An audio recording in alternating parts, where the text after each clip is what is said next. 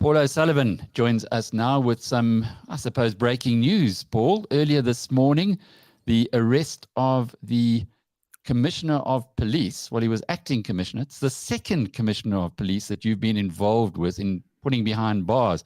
What's going on here? Well, I think what do we say? The chickens are coming home to roost. My understanding is that, he's unemployed now. He doesn't have any work to do. And his wife, who was promoted multiple times unduly in the police, she's also unemployed. And they're living in their mansion, which has now been attached by the Asset Forfeiture Unit as being paid for with the proceeds of crime, which is everything I said back in February 2016. As my understanding is that just as the toaster popped out the toast this morning, there was a knock at the door, and there were some gentlemen there from the DPCI with a warrant for his arrest, and he was taken away. And last night, his alleged accomplice, a guy by the name of Inbinathan Kistiah, from a company called Brainwave Projects 1323, was also arrested and taken away. And the pair of them will be appearing in court tomorrow morning at the Commercial Crime Court in Pretoria, where they'll have to answer to corruption and fraud charges relating to an amount of 54 million unauthorized expenditure paid to Brainwave Projects. Now, Brainwave Projects trades as... Paul, before we go a little further, we're talking about Khomotso Phalane, and not the current Commissioner of Police, but the former acting Commissioner of Police. That's correct. Just to make that very clear. And you've been on his trail for how long? 7 years. Actually, it's more than 7 years. 2016 to now, 6 years. Yeah, you can say 7 years, because he was appointed in 2015. And in August 2015, which is 7 years ago, I met with who's now a brigadier in the police. He was then a colonel, and he was a whistleblower. But unfortunately, the police couldn't police themselves, so his whistleblowing in the police only resulted in him ceiling. He couldn't get promotion, and then he chose to come to me, and he came to me, and that was in August 2015. And in February 2016, having carried out a fairly thorough investigation, including visiting the luxury estate of Phalane where he lives and managing to get we opened a criminal docket against him in February 2016.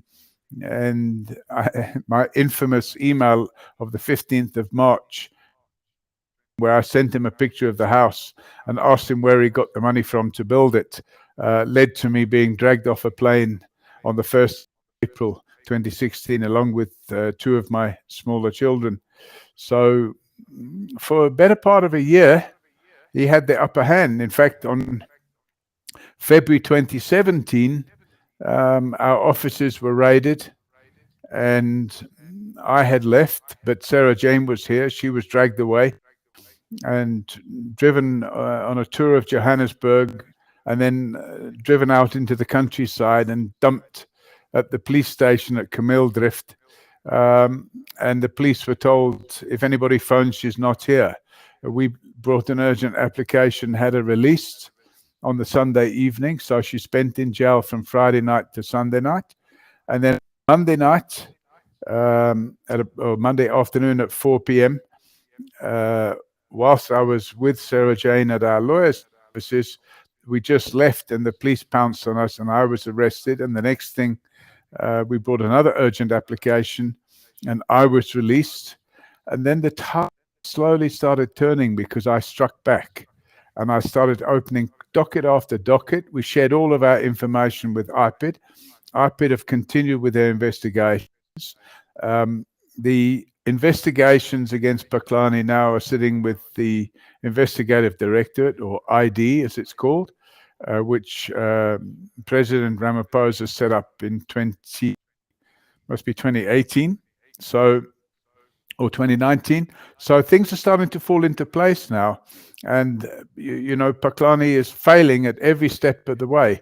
What we're now starting to do is question where the money is coming from to pay his lawyers, because he's unemployed, and it is the normal crowd from BDK, who up to now, they've yet to have a success against me. Every case I come up against with them, their client normally ends up in prison, and hopefully this will be the same with Phalane, the prison. So the most recent bit of news that came through of Phalane was the NPA seizing 75 million rands worth of assets. Now, could you just bring us up to date here? As a commissioner of police or an acting commissioner of police, it seems like an awful lot of money to have accumulated over a I think there's a over misnomer there. So this relates to the blue light tender fraud and corruption. A guy called Vimpy Manata, who ran a company that was supplying the blue light, the bars that go on the roof of the car, and the sirens and stuff. And in some cases, the blue lights and the siren cost more than the value of a car. So a complete rip-off. Millions and millions of rand of money, taxpayers' money, was paid to that guy, and he gave the money back to certain cops, which included Phalane and his accomplices, people like Deliwe Delanga and others, and now they're all on trial. Now, they didn't take 75, or they didn't seize 75 million rands worth of assets belonging to Phalane. The total value of all the assets they seized was approximately 75 million, which included all the other generals as well. In respect of Phalane, they attached his house and all of the cars. Most of those cars he never paid for anyway. So they've attached all the proceeds of crime, which is great. I jokingly said when Phalane was arrested on St. Patrick's Day in 2018, I stood behind him in court, and I told his wife, please make sure your children don't make a mess in the house, because when you go to prison, I'll be buying that house. Are you going to still? Is that how the whole thing has worked out? It's not, and clearly it's not the first time. So I think what will happen is, when they eventually get convicted, all their assets have been attached, and in the case of movable, literally taken away. So the house is all he's left with. He doesn't have a car to drive around in. He's probably now. So at the end of the day, we had a little hiccup there while our UPS kicked in, so we've just gone on to standby power. So at the end of the day, he will be convicted. I have no doubt about that. And I mean, he's facing so many different trials now. He only has to be convicted of one of them, and then his assets will be taken. And they'll dispose of those assets. They normally sell them by auction. So I would be prepared to pay approximately 50% of what, unless somebody else is going to bid. I'll pick it up for a cheap price, and I'll clean it up, detoxicate it, and flog it on the open market. What I'm doing with Radovan Krejcir's house. How bad is Phalane? How bad a guy is he? Oh, I mean, if you think having people like myself and others arrested and dragged off to jail, not the only one. Look at there are other officials in the police service, for example, whistleblowers that were suspended. In one case, the suspension lasted over a year. Ramaklacha, who's a really good, decent, honest cop, they grabbed him on fake charges because he had meetings with me and helped me put a case together against Phalane. They grabbed him and they dragged him off, and he spent 3 weeks in prison while they charged him with fake charges, including murder, a suspect who apparently passed away after he was arrested. But apparently he passed away because he was sick, so they framed him for murder. 3 weeks in jail. Unfortunately for him, he's got his job back and he's been promoted and he's climbing up the ladder. He was then a captain. He's now a lieutenant colonel. So how does a person who's that bad get to a position of Commissioner of Police? Because that is the top cop in the country. Well, we go back to our little discussion about the Zondo Commission and how the Zondo Commission have failed and or to issue any findings about the capture of the criminal justice system. I've always stated, and I think this will be the 101st time I've said it, that in order for state capture to be successful, they had to first capture the criminal justice system. And that process started in 2012, and it was culminated in 2015 with the DPCI, the police, the National Prosecuting Authority, the prison service, the Secret Service, everything. SARS, they took SARS apart, the investigative arm of SARS. So they literally controlled everything. And now they were free to loot the country, and that's what they did.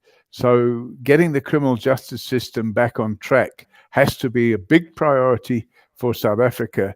And there's still a lot of rubbish that were like Phalane and Sean Abrahams, and all those people need to be weeded out and got rid of.